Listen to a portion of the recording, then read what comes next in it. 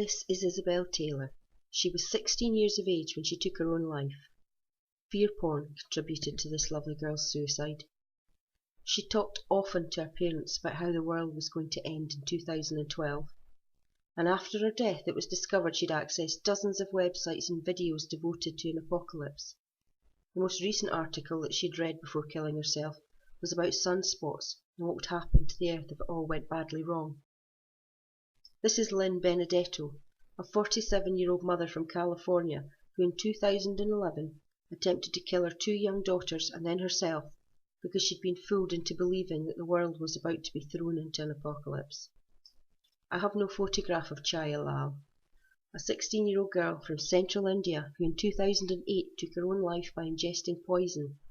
She'd been watching locally produced TV programs that conveyed that the Large Hadron Collider at CERN, when started up, would cause the earth to crack and we would all perish. Indian TV channels had held various discussions in the days leading up to the Large Hadron Collider being turned on, all predicting doomsday scenarios.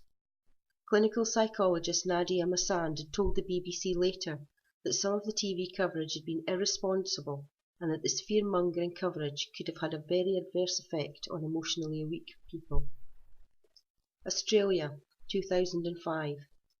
Teenager Tasman McKee began to learn about peak oil theory, reading the words of the absolute worst doommongers on the subject, and becoming part of doomsday forums and mailing lists. He eventually believed that there was nothing but bleakness and despair in the future. He became obsessed with it.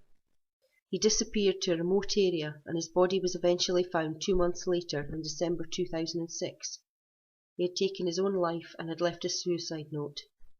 Additionally, in his final emails to friends and family, he had mentioned the websites he was reading, and it was absolutely clear that this material contributed to his ending his own life. Let's bring it up to date now. This is 15-year-old Ella. Her photo is pixelated because neither she, nor her parents, nor I wish to identify her to the public. I've known Ella her entire life. Ella has high-functioning autism.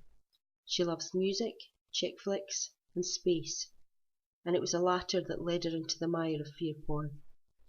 Ella loved watching space videos on YouTube, live feeds from the ISS, videos about distant stars and planets, what comets are made of, anything space related, and her parents were happy that she had such an interest. But one day she stumbled upon a video relating to Nibiru and how it was on its way to devastate and destroy our planet. Intrigued, Ella clicked onto related videos, believing everything that she was hearing, not realizing that the vast majority of what she was watching was downright lies and not scientific in the slightest.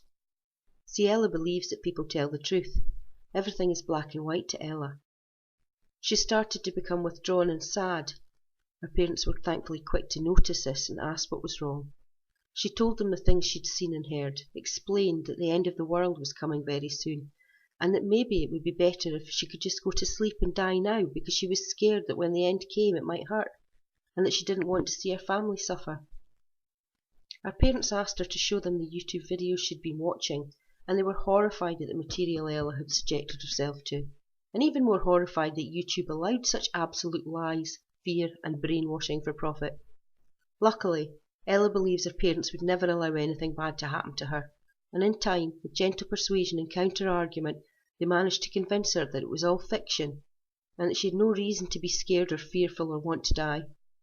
Ella's mum sent me an email with links to some of the videos.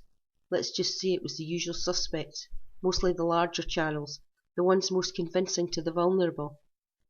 In turn, I emailed her mum some links back to suitable videos that logically showed how wrong and deceitful these fearmongers are. This helped with Ella's recovery.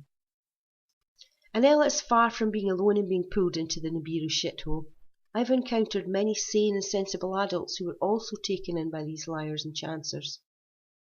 The now retired David Morrison, senior astrobiologist at NASA, had publicly stated that he'd received a large number of emails and letters from people worried about the world ending. Most often these were young people who couldn't eat, couldn't sleep, some suicidal, all genuinely frightened. He said he'd heard from teenagers considering killing themselves because they don't want to be around when the world ends. I'd heard from women contemplating killing their children and themselves so they wouldn't have to suffer through the end of the world.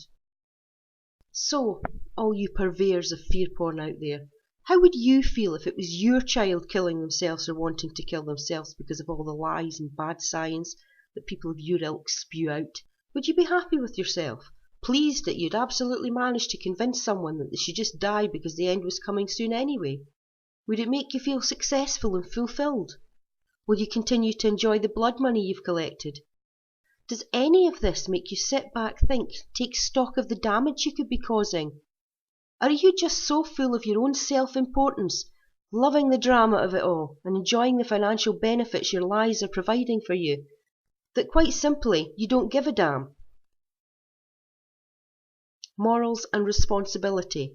Not one of you know the meaning of those words.